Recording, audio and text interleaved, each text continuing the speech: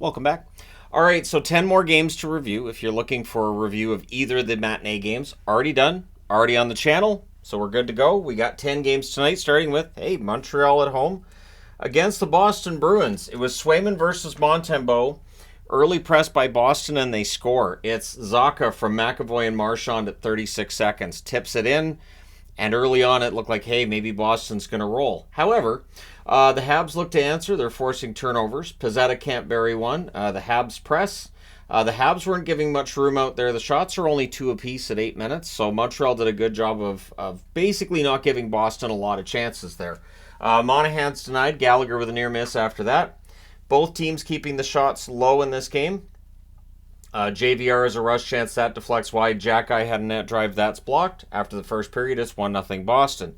Second period, Bruins get away with the 2 many men on the ice. There were definitely 6 guys. Nothing was said. Habs press are kept to the outside. Swayman's denied on a rush. Fans call one. The referee doesn't. The Bruins press at 6 minutes. Boston ends up getting a power play. Pastrnak has a shot that's saved. They cycle. That's killed off. Shots halfway through the period are 7-6 for Montreal. Heinen has a net drive that's blocked. The Habs rush the other way. We get a power play for the Habs. It becomes 25 seconds of 5-on-3. The Habs cycles late. The Bruins block, and they kill it all off. And then Montreal gets another power play, which rolls over into the third period. 33 seconds left in it. And with 10 seconds left of the power play altogether, Suzuki scores from Matheson at 23 seconds. Goes in off Swayman's shoulder. Suddenly it's tied. And then the Habs press, and they get another one 28 seconds later. At 51 seconds, it's Gallagher from Gooley and Evans. So the Bruins, they answer. It's Steen that gets a goal. There's a goalie interference challenge, and yep, that was inside the crease. Since the contact was inside the crease, nobody sent Steen into the crease. Yep, that comes back. We get a power play for the Habs. There's a shorthanded chance for Beecher. That's saved. We end up with 1 minute and 31 seconds of 5-on-3 for Boston out of these overlapping penalties. The Habs kill it off. Shots are 7-4 Boston at the half. Caulfield has a net feed. That's picked off. Boston gets another power play. They score on this one. At 12:58, it's Marchand from Pastrnak and McAvoy. Things get pushed in a hold by Montembeault, but we go to overtime. In the overtime, each team has an early possession. Matheson's denied. The Bruins take over. Zacha fires one wide. He would have a shot that was saved. And then Gooley buries a rebound at the Boston net at 2:12. And Montreal wins this one in overtime 3-2. They go to 7-5-2 with the victory. Boston 11-1-2 with the overtime loss. Shots on net 6 apiece in the first, 11-7 Montreal in the second, 14-8 Boston in the third, 2-1 Montreal in the overtime. Final shots 28-27 for Boston. Both teams go 1 for 4 on the power play. Hits 27-14 for Montreal. Swayman saves 24 out of 27. Montembeault 26 saves on 28 shots. So very good game for Montembeault. And Montreal, pretty impressive victory. We'll see what happens with them next. Next up, Calgary and Ottawa. So the Sens, they needed a win. They get it. For the Flames, more frustration. So it's Wolf versus Korpisalo in this one. Coleman has a wraparound that's saved and held. Shots on net are 3 apiece at 2.5 minutes. So both teams are going early here. Uyghur's denied as the Flames press. We get a power play for Calgary. There's a rush chance for Joseph. That's saved. Power play's killed off. The Flames press after it's done. The Senators press at 8 minutes. Stützle misses one high. And then a point shot is tipped in by Joseph in front of the net. Sanderson and Stützle with the assists at 11:21. So Matthew Joseph on pace for a career year offensively. Lindholm has a rush chance. That's held. Flames go back to the power play. That's killed off. Korpisalo with a hold after that's done. Lindholm fires one wide from the slot. The Flames press in the final minute.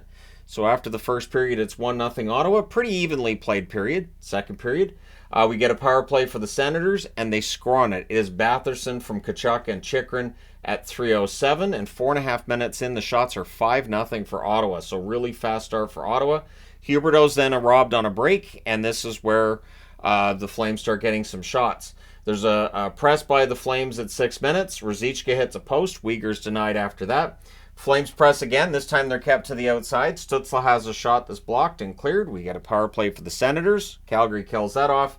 And then on a 2-on-1, it's a cross-ice pass by Pospisil. Coleman buries it. That's at 15:52. Makes it 2-1.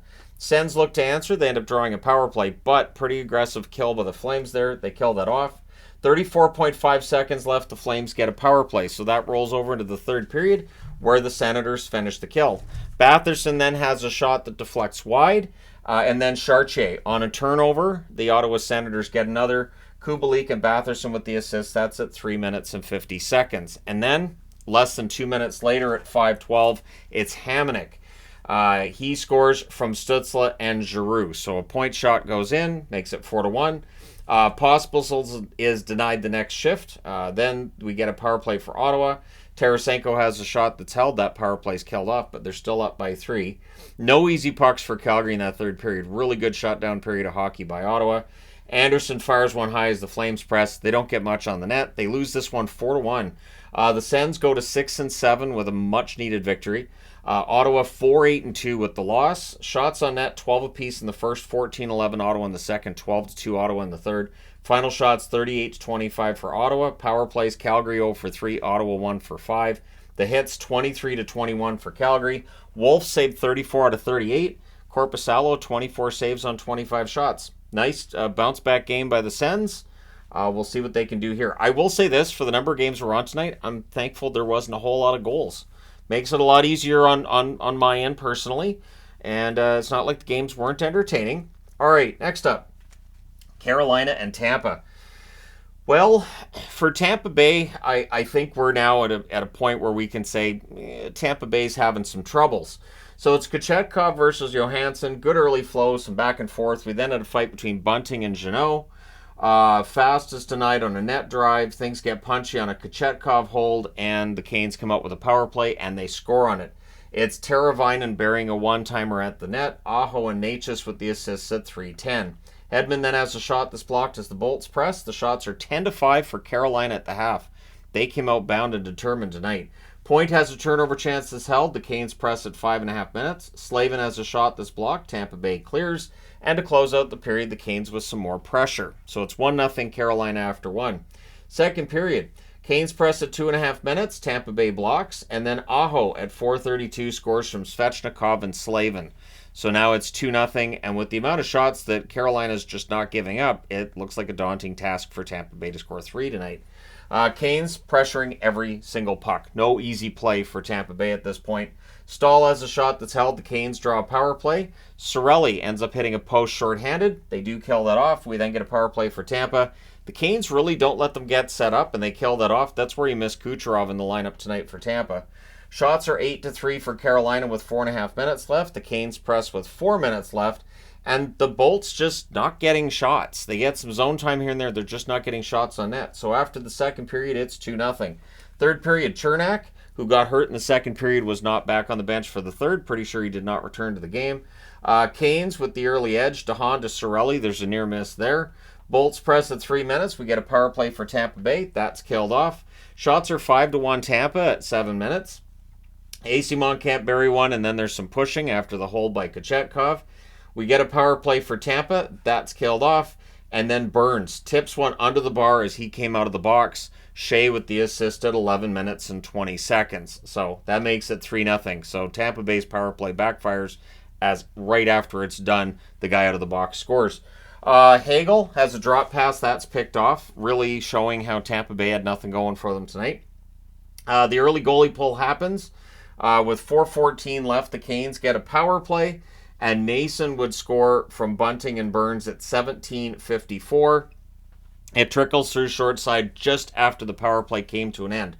So Carolina with a big victory tonight, 4-0. They go to 9-6 on the season. Tampa Bay drops to 6-5-4. They've won 6 out of 15 games. Shots on net, 15-9 Carolina in the first, 9-3 Carolina in the second. Tampa Bay outshoots them 10-8 in the third. Final shots 32-22 in favor of Carolina. Power plays the Canes 1 for 3, Tampa Bay 0 for 3. The hits 21-18 for Tampa.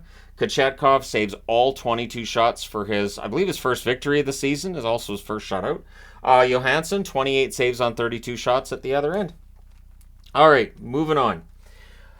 Vancouver. So, I mean, this is the kind of game you knew was going to come. If you look at PDO, and if you don't know what PDO is, look it up. The PDO number for Vancouver coming tonight was insane. And anytime that a team has an incredibly high PDO number, you'll hear advanced stats people saying, yeah, this doesn't look sustainable. That's part of the reason I've been saying that so much. For the record, this result tonight brings Vancouver's PDO way down. So, Demko versus Samsonov in this one. We get a power play for the Canucks. Miller has a shot that's saved. There's some pushing. Beauvillier has a blast that's held. That's killed off. The Leafs press after it ends. We had a fight between Joshua and Giordano was given the instigator, which leads to a Canucks power play, which leads to a goal. It's JT Miller from Hughes and Pettersson at 5:43. It was a nice cycle. It was a one-timer through a screen. We then get a power play for the Leafs. That's killed off. And then Nyes scores from Bertuzzi and Domi at 8:37, just after the power play came to an end. So not long after the power play was done, Toronto's tied the game. Leafs press with 8 minutes left. We then had a fight between Cole and Domi gets the instigator. So Canucks on the power play, and they score again. It's Suter from Beauvillier and Hronek at 15:48. So Hronek's assist streak is intact. Suter buries a rebound there, and suddenly it's 2-1 Vancouver. Nylander has a rush chance. That deflects out. The Leafs press in the final minute, but after the first, it's 2-1 Vancouver. Second period, early power play for the Canucks. That's killed off. The shots are 4-0 Vancouver at 4.5 minutes, but it doesn't stay that way. Bertuzzi's denied, and then Nylander puts one in that ultimately goes off Tyler Myers. Tavares and Bertuzzi with the assists at 4:54. The Canucks go back to the power play. It becomes a 5-on-3. The Leafs kill it off. When you kill off a 5-on-3 like that, it can be a real boost. And at 14:22, Toronto scores again to go into the lead. It's Gregor from Riley and McMahon. So McMahon in the lineup, and it seems to have worked. Toronto did a good job tonight. That fourth line was solid. So I think you leave this lineup as it is for the next game. We can talk about Ryan Reeves another day. Canucks press with 2.5 minutes left, but after the second period, they're down 3-2. Third period, Leafs press at 2.5 minutes. They had the only shot on net 4 minutes in, so it's not like I wasn't taking notes because I was pouty or anything. There just wasn't much to write about. The Leafs did a good job in the third of locking it down, at least early on. So the Leafs press, and then Robertson at 4:57 scores from Domi. Nyes has a drive that's held, and then at 9:13, Camp scores from Gregor and McMahon. So McMahon in his season debut gets a couple of helpers. It was a screenshot that was tipped in by Camp. The Canucks press with a minute and a half left. They had opportunities, but in the end, your final score is 5-2 for Toronto. They go to 8-5-2 with the victory. Vancouver drops to 10-3-1 with the loss. Shots on net, 12-4 Vancouver in the first, 13-11 Toronto in the second, 10-5 Vancouver in the third. Vancouver actually outshoots them 33-22. Power plays, Vancouver 2 for 6, meaning they did not score 5-on-5. Toronto 0 for 2 on the power play. All of their goals came 5-on-5. Hits 23-20 for Vancouver. Demko 17 saves on 22 shots, which will hurt his save percentage. And Samsonov, there's that bounce back game. The thing with Samsonov, you can almost guarantee he's going to have bounce back games. It's about that game by game consistency. So 31 saves on 33 shots for Samsonov. Here's hoping he's turning it around. That being said, I need to change boards. Board number 2, Washington and the New York Islanders. So it was Shepard versus Varlamov, and Shepard, what a game. I'm so happy that he's getting the opportunity, and I'm glad that he had a really good game. Make Brian McClellan think about making you the backup next season. So early press by the Islanders. The shots are 4-2 in their favor 4 minutes in, but it would be the Capitals opening scoring, and it's Ovechkin. So it's goal number 825. It was a face-off win, so Kuznetsov with the helper at 9:16. And Ovechkin with his third of the season there. Caps look to add another. There's a strong forecheck by the Islanders. Barzal has a shot that's blocked and deflects out. Alexiev has a net feed that's picked off. Horvat can't bury one in close. It's cleared out. Romanov has a shot that's blocked. His next one's fired wide. Palmieri's denied as the Islanders press. McMichael has a rush chance. That saved. The Islanders press with 2 minutes left. Eventually, their opportunities pay off. Romanov scores from Horvat at 19:17. So it's 1-1. And with 2 seconds left in the period, Islanders have a power play. So second period, the Capitals do finish that kill. Horvat has a one-timer that's saved. Jensen has a net drive that's defended. We get a power play for Washington. That's killed off. Shots are 9-6 Washington at 9.5 minutes. Engvall to Nelson. There's a near miss there. Islanders are forcing turnovers. Honestly, they were the better team for large portions of this game. Protas has a rush chance. That's defended. And then Dowd with his first of the season. Obe, Kubel, and Carlson with the assists at 13:05.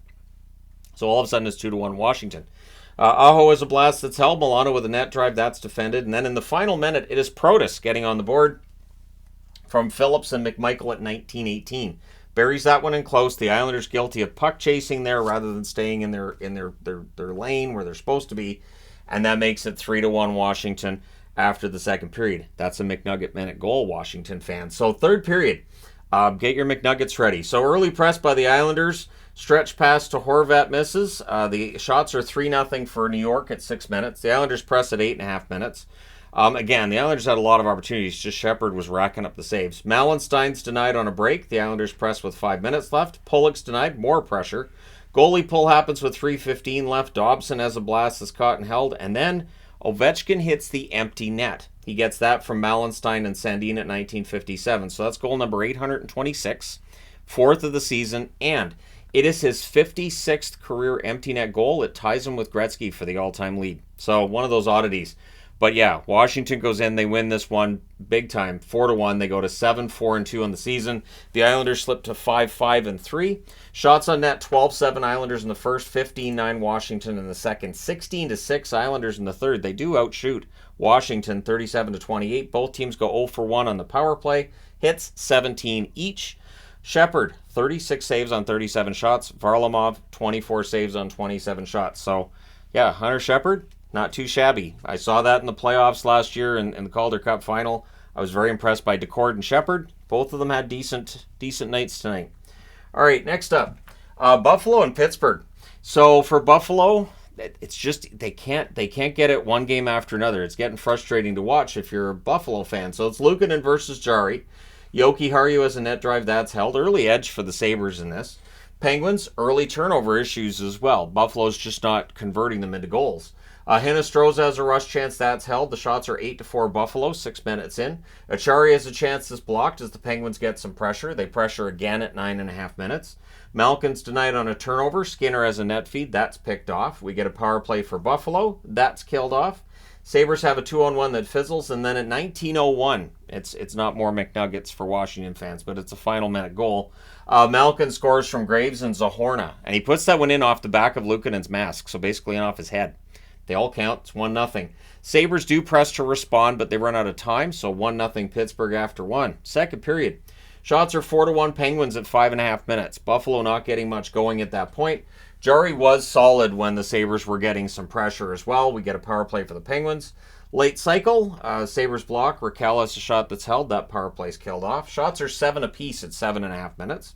Gensel to Crosby, near miss there. Greenway has a chance. That's picked off. Neither team getting to the net late until at 16:24, O'Connor puts one under Luukkonen's arm on a rush. Eller and Graves with the assist. Feels like I'm writing Eller's name on the board a lot right now. Penguins then look for another, and after 2 periods of play, it is 2-0. So, third period, early on, Crosby with a power play marker. Carlson and Smith with the assists at 27 seconds. So, Crosby with a goal there. Penguins press at 3 minutes, already up 3-0, of course. We get a power play for Buffalo. That's killed off. Shots are 3 apiece at 8 minutes. We get a power play for the Penguins, also killed off. Sabres press, they're kept from the net. Penguins press, also kept from the net. So both teams defending well at this stage of the game. Gergensen's is denied and close. The goalie pull happens with 4 minutes left. And then Gensel doesn't hit the empty net, so Carlson does. He gets the empty netter at 18:11 to make your score 4-0. So in the end, Pittsburgh 7-6 with the 4-0 win. Buffalo 7-7-1 with the loss. Shots on net 15-14 Pittsburgh in the first, 14-11 Pittsburgh in the second, 11-10 Pittsburgh in the third. Final shots 40-35 for the Penguins. Power plays Buffalo 0-for-2, Pittsburgh 1-for-3. The hits 17-10 for Buffalo. Luukkonen 36 saves on 39 shots. He was good, but Jari saved all 35 shots at the other end for the shutout. He was just mildly better. So yeah, Pittsburgh, they've taken that 3-game winning streak on the road. They've brought it home. Apparently they're playing their road game at home. Good on them. And they're above 500 now. All right, next up, Arizona and Nashville. This is where all the goals went. All of the goals went here and here. This part of this board is where all the goal scoring happened. So Ingram versus Saros, they had a nice ceremony for Ryan O'Reilly for 1,000 games. Not the best game for his 1,000-game ceremony, though. So anyways, Carrier's denied, early edge for Nashville. Barry's denied, Ingram pretty busy. The shots are 5-1 Nashville, 2.5 minutes in. And all I could think was, I guess Arizona's not brought their A-game tonight. And at 5-12 on a rush, Sherwood scores from Evangelista. So far, yep. Coyotes press to respond, but at 7 minutes and 11 seconds, Nyquist scores from Forsberg and Lauzon. So suddenly it's 2-0 Nashville. How bad could this get? And Nashville presses for another. But Carcone answers from Cooley at 9:58. Then we get a power play for Nashville. That's killed off. Bjugstad has a near miss. The Preds rush. And then Stetcher on a net drive out of the box. So power play and then out of the box. Stetcher ends up scoring from Mosier at 14:03. So watch the guy coming out of the box. That's twice that happened tonight. The guy coming out of the box gets a goal. So that makes it 2-2. But Nashville gets it back. At 16:57, it's Fabro from Yossi and Forsberg. And Fabro has a blast that's saved as they seek more. So after the first period, it's 3-2 Nashville. Second period, we get a power play for Nashville, and they score on it. O'Reilly, with his silver stick for his 1,000 games, he scores from Novak and Yossi at 3:28. The Coyotes press at 5 minutes, and then they get a power play. And their power play was pretty good tonight. Keller scores from Cooley and Dursey at 7:17. Coyotes press at the half. Eventually they get one. Kerfoot with his first goal as a Coyote scores from Boyd and Dumba at 12:28. We get a power play for the Coyotes. That's killed off. And then at 19:07, so again, a McNugget Minute goal, Carcone scores from Mosier. So don't look now. Michael Carcone is a pretty good offensive player in the National Hockey League. Arizona did a very good job of making him a good player. So after the second period, the score is 5-4 in favor of Arizona. Again, this is where all the goals are. Third period, early power play for the Nashville Predators. Ingram holds with Evangeliste on the doorstep. That's killed off. Pressed by Nashville at 4 minutes. We get a power play for the Coyotes. There's a near miss for Logan Cooley. They cycle. That's killed off. Then there's a delay game call. Gives Nashville a power play. That was killed off as well. Things get pushed in a hold by Ingram. Novak fires one wide on a 3-on-2. And then Forsberg ties the game from Nyquist and Fabro at 13:57. It deflects in through a crowd. And I thought, well, all right, maybe we'll go to overtime. Nope. Power play for Arizona, and they score on it. It's Dursey from Keller and Cooley at 16:33. Good cycle and buried by Dursey. And then they pull the goalie in at 18:33. Bjugstad hits the empty net from Keller. Your final score is 7-5 for Arizona. They go to 7-6-1 on the season. Nashville drops to 5-9. So for Nashville, it just feels like it's going in the wrong direction quickly. Shots on net, 17-11 Nashville in the first, 10-6 Nashville in the second, 14-8 Nashville in the third. They actually outshoot Arizona 41-25. Power plays, Arizona 2 for 4, Nashville 1 for 4. The hits, 24-20 for Nashville. Ingram saves 36 out of 41. Saros, 18 saves on 24 shots. Ugly stat line for Saros, but Arizona's pretty good when they're on, and tonight, clearly, they were on. All right, next up and last on this board is probably, to me anyways, the most surprising result. Colorado really needs to turn this around, and it did not happen tonight. So it's Binnington versus Georgiev, and right away you know this could go bad because, again, if you're an Avs fan, because St. Louis scores a minute and 8 in, it's Schenn from Krug and Falk. Torrey Krug is finally starting to put up points. The Avs press for response. O'Connor's denied. Binnington holds. The Avs press at 3.5 minutes. The shots on net are 5 apiece at 6.5 minutes.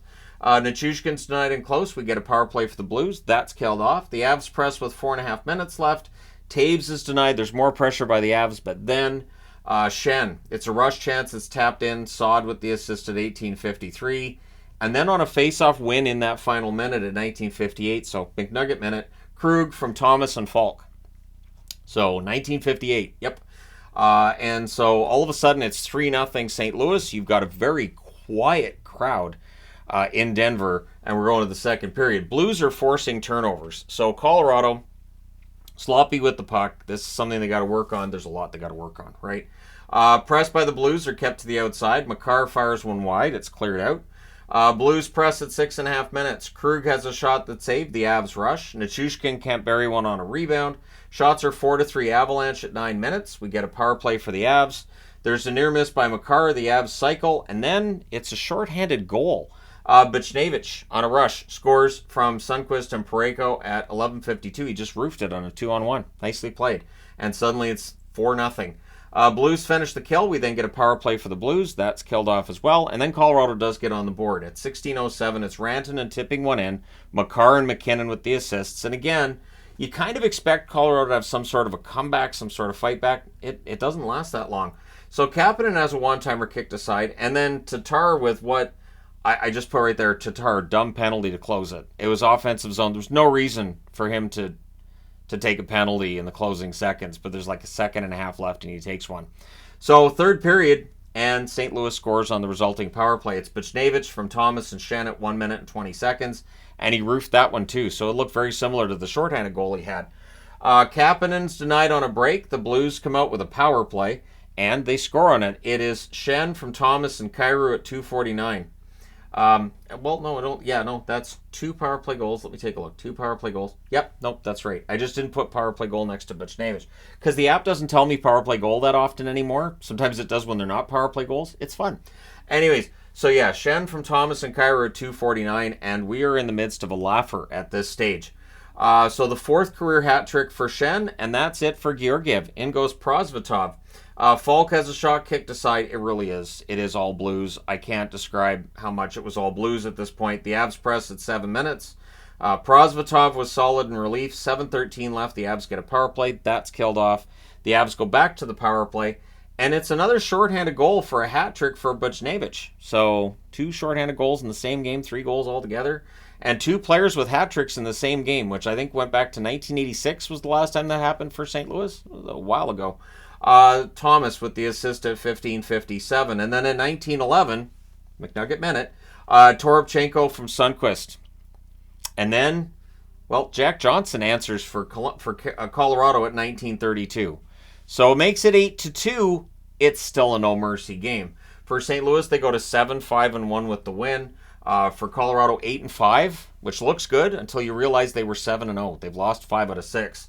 So shots on net, 17-13 St. Louis in the first, 11-6 Colorado in the second, 19-14 St. Louis in the third. Final shots, 42-38 for the Blues. Power plays, the Blues 2 for 4, Colorado 0 for 3.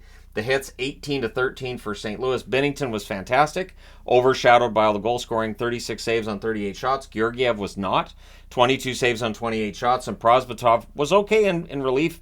He allows 2 goals on 14 shots. So for Colorado, they need to figure it out now. That being said, I need to change boards. All right, so Edmonton, they needed this, right? And for Seattle, this, again, they come up against an Alberta team that's kind of on the outs and down and out, and they let them up.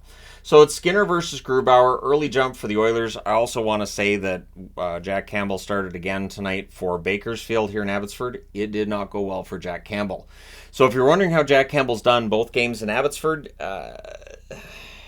not great. Anyways, and I say that honestly because Jack Campbell is supposed to be a great, really, really nice guy. It's sad to see this stuff go on. But anyways, early jump for the Oilers. Ekholm has a shot that's blockered aside. Gord with a rush chance, that's defended. Tolvanen's denied and close. The rebound's cleared. Schwartz fires one high on his own entry. The shots are 3-1 Oilers at 6 minutes. The Oilers press at 7 minutes. Cartier has a blast that's held, and then at 9:56, Hyman scores from Kane.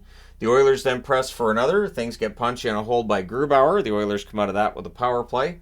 That was killed off. Gagne has a shot right after that save. The Oilers go back to the power play, and they score on this one. Hyman scores, buries a loose puck. Bouchard and Nugent-Hopkins with the assists at 14:09. Edmonton with a 2-0 lead. We get a power play for Seattle. That's killed off. Just the one shot on net. And then at 18:40, it's a loose puck that gets buried by Hyman. The natural hat trick is born. So 3 goals in the first period for Zach Hyman. And then in the McNugget minute of 1942, Holloway from McLeod and Ceci. Maybe I need like a McNugget magnet. That'd be a little bit too much, wouldn't it? Yeah, probably. Anyways, with that Holloway goal from McLeod and Ceci, it's 4-0 Oilers after the first period. And I feel like the Oilers decided, well, that's good. No, we're good. So Decord starts the second period. Gagne has a net drive, that save. Desharnais defends a rush chance by Shane Wright. The Oilers controlling every shift at this point. We get 2 minutes of 4-on-4. Beniers fires one wide on a rush. Kraken press at 7.5 minutes. Holloway is robbed. The Kraken clear after that. We have 7 shots for Seattle halfway through the game. That's it. Just 7 shots halfway through this game. So, yeah. 2:15 left. The Oilers get a power play. It lasts 3 seconds. Becomes 4-on-4. Bjorkstrand's denied in the final minute, but it remains 4-0 after 2. Third period. We get a power play for Seattle, and they score on it at 2:25. It's Schwartz, so his point streak continues. Tolvanen and Dunn with the assists. It goes in off of his skate, but there was no kicking motion, so it counts. Oilers look to respond. They don't get a shot. Heavy press by the Kraken at 4.5 minutes. The shots are 5-0 Seattle at 8.5 minutes. We had a fight between Holloway and Dunn. Draisaitl fires one wide on a 2-on-1. They just couldn't hit the net. Dunn has a blast that's kicked aside. Ryan hits a post at the other end. So, again, hitting a post does not qualify as a shot on net. And Seattle ends up losing this one 4-1 against the Oilers. The Oilers 3-9-1 with the victory. It is an improvement on 2-9-1. Seattle 5-7-3 with the loss. Shots on net 17-5 in favor of Edmonton in the first, 9-4 Edmonton in the second. Seattle gets all 9 shots in the third period. The Oilers didn't have a shot. Final shots 26-18 for Edmonton.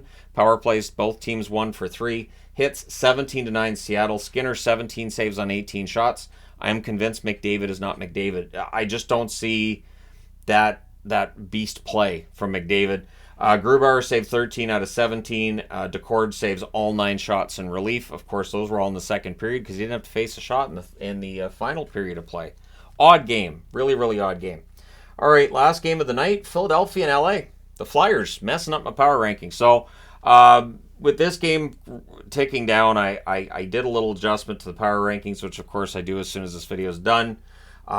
It feels like there's some teams that are so up and down, and there's some teams that are so close to each other. Anyways, Peterson versus Talbot in this one. Cal Peterson, his first start was against the Kings. That was not a great night for him. This is the second start. Much better night for him.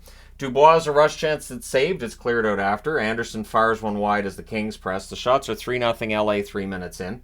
Flyers have a 3-on-2 that's broken up. The shots are 5-1 Kings at the half. So considering Hart was supposed to play and then Peterson went in, Peterson played pretty well. Sometimes I think that benefits goalie not to know he's going in until the last minute. Kings are giving the Flyers nothing. Moore has a shot that's caught and held, and then seemingly against the flow of play at 14:59, the Flyers score. It's Tippett from Walker. Walker, a former King as well. Konechny has a rush chance that's blocked. Much better play by the Flyers in the second half, as evidenced by the goal and the shots evening up.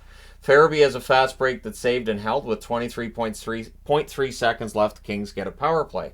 So that rolls over to the second period. Flyers finish the kill. Kings press after it ends. The shots are 5-1 for LA at 4 minutes. The Flyers press at 5 minutes. And then at 6:26, Frost scores from Tippett and Walker. So suddenly it's 2-0 for the Flyers. Danault then has a shot that's caught and held. The Kings press with 9.5 minutes left. Anderson has a shot that's blocked. There's more pressure. We get a power play for the Flyers. That's killed off. The teams exchange rushes, and then Frost tips one in for a second of the game and of the season. Sealer and Konechny with the assists at 16:30. And so in a period where LA was getting tons of chances, the Flyers just kept getting the goals. Spence has a shot that's blocked. The Flyers rush, but then at 18:06, Grundstrom scores one from Lewis and England. So all of a sudden LA's on the board. Lewis then has a rush chance that's saved. After 2 periods of play, it's 3-1 Flyers. Third period delay of game gives the Kings a power play, early clear, and another pretty aggressive kill by the Philadelphia Flyers. They killed it off. Belpedio absolutely drills Kempe while he was on a rush. That ended that. And then Atkinson buries one in close. Couturier and Forrester with the assists at 7:04. Forrester's going to get a goal at some point. Shots on net are 5-1 for the Flyers at 9 minutes. And then at 9:50, Kempe scores to close up the game a little bit. Byfield and Gavrikov with the assists. The Kings then press for another. So Byfield keeps his assist streak going with that. 8:54 left, too many Kings. So the Flyers with the power play. Then we have 21 seconds of 4-on-4. Then it's a Kings power play. It's all killed off.